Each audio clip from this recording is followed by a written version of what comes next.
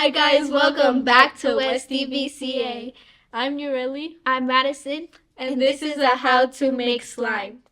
We will be using glue, shaving cream, activator, utensils, and a bowl. Add 8 ounces of white Elmer's glue into a bowl and add your desired amount of shaving cream. Mix up the shaving cream and glue thoroughly. If you have color, add them now. Oh, whoa. Add a little amount of activator and mix.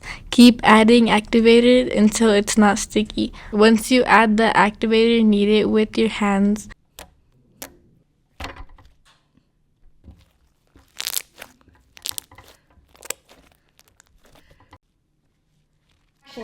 Thank you for watching our how to make slime video. Smash that subscribe button, hit that like button, and click the notification button so you get updated when we post a new video. Bye!